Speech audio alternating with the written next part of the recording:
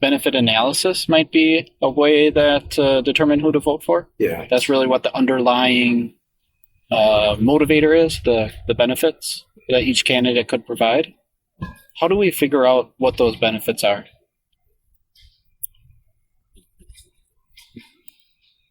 It's a good question. How do we find out about those benefits? Yeah.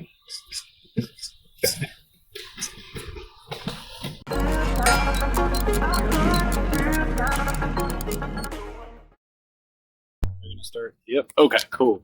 So you were talking to Matt over there, and and what were you talking about again? We were talking about faking it. Faking it. Okay, but you thought you might want to talk to me about something a little different. Yeah. Okay, what would you like to talk to me about? I was hoping that you would bring up the topic. Oh, me? Gosh. Okay. I got an idea. What do you look at? And you can deny this prompt if you like.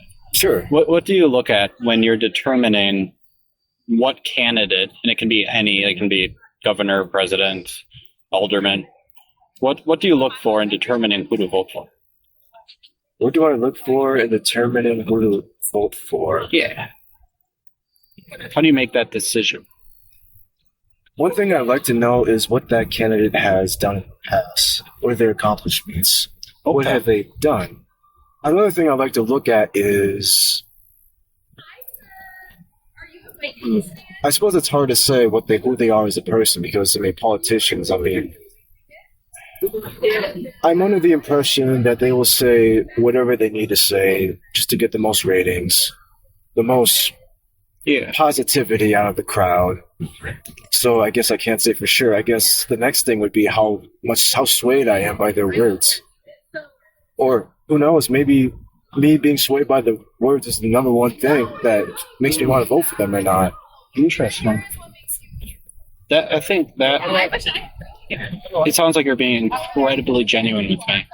And I really appreciate that. That's amazing. What I'm hearing is you said, well, the second thing I heard you say was you might be swayed by the words, they might be persuasive. Yeah. And the first thing that you said, remind me what it was. The accomplishments. Accomplishments, yeah, like their track record. Yeah. Okay. Is there anything that is a better way? Like, I mean, that might be how you decide. Is there a best way to figure out who to vote for? I'm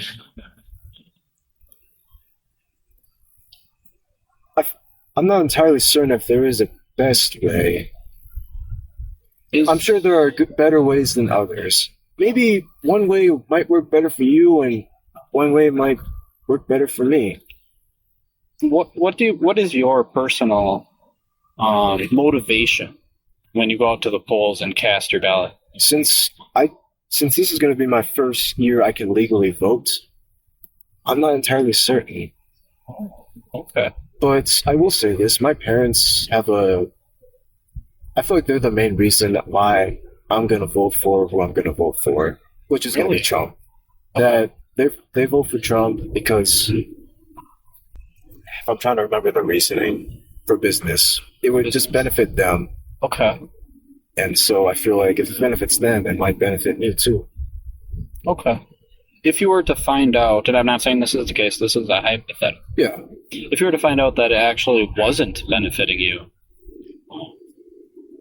would you consider voting for another candidate at that point? That would definitely sway me. So I might end up voting for another candidate. Okay. I might vote for Mickey Mouse. Wow. I mean, if the other candidate will give me more benefits, then yeah, I'd probably end up voting for them. So it sounds like benefit analysis might be a way that determine who to vote for. Yeah. That's really what the underlying motivator is, the benefits that each candidate could provide. How do we figure out what those benefits are?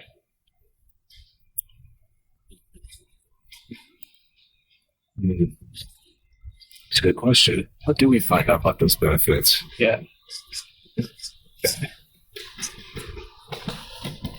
Two things that come to mind are track record and what they say. What they say, for example, I've heard many times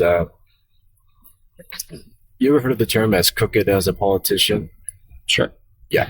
I'm going to assume that politicians, they're not always honest, so what they say, I'm not sure how much weight they have. People can be deceptive sometimes. People can be deceptive, but, those politicians can be very persuasive with their words. So, Absolutely. Yeah, and also the track record, like I mentioned before. Right. I feel like if they've done things in the past, I'm going to assume that they're going to keep doing those things. Okay, that makes sense. Those are two things that I can think of right now. Gotcha. How do we figure out, let's say we figured out, we've got their track record, we're listening to kind of what they say they're going to do, and we have a pretty good idea of what's going to happen, what they're going to do when they take office. How do we figure out if that particular plan will benefit us or not benefit us? Well, the way we know for sure is if they do it. Yeah. But to find out before then, I'm assuming that's what you want, to find out before it actually happens. Yeah, if we're going to vote and our driving factor is the benefit, we'd probably want to try to make an accurate prediction, I would think, right? Yeah. My mistake. Okay. I don't know. I really don't know. Yeah, I just don't know. If the plan is to what's something? How much time do we have? We've gone over by a minute. I'll make this as quick as we can. Yeah. Is there one important thing that Trump might implement, a strategy, a plan, a policy that is on your mind that is that's really important? According to my parents, when Trump is in office, the economy was booming. Okay. And also according to my parents, Biden, the economy sucks. Right. So they want the economy to get better, so they want Trump in office. Okay. I'm getting all this info from my parents, and I believe them, but then again, I don't know if they're being... I'm sure they're being truthful with me. I just don't know if they're correct or not. So they can be mistaken. They can be mistaken. Okay. Fair enough. Okay. So you, presumably your parents and you, but kind of by proxy, I guess you could say, in a certain way, believe that the economy was better under Trump and it was not as good under Biden. And that's the biggest factor in the decision of who to vote for? That is the biggest factor, yeah. Got it. Okay. If you were, I think I know how you're going to answer, but I'm going to ask anyways. If you were to figure out or determine that maybe the economy wasn't necessarily Biden's fault or the boom wasn't necessarily due to Trump, there was some sort of external factor. I'm not saying there was. Hypothetical. Would you go from wanting to vote from Trump to being I'm not entirely sure anymore? I would definitely be uncertain. Okay. And from that point, I'd probably be on the fence of who to vote for. Yeah, I'd be on the fence for who to vote for. Yeah.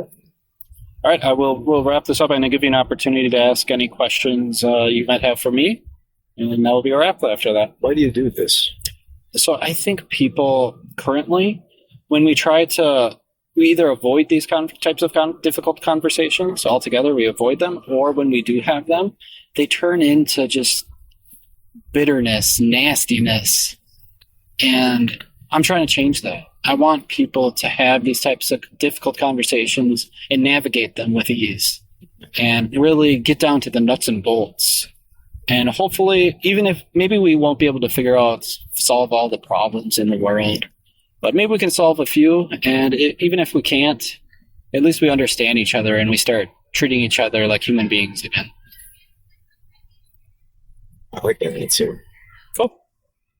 Is that about wrap it up? That about wraps it up. We can call it a wrap.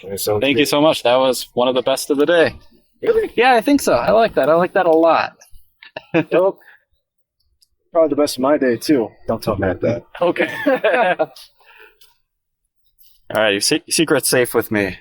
What was your name again? Pierce. Here, I'll grab a card from here. There you are. Thanks, Pierce. I'm Ocean, by the way. Ocean? Ocean. O-C-E-A-N, Like the Atlantic Ocean. Ocean, like the Atlantic Ocean. I like it. Cool. All right, thank you. You too.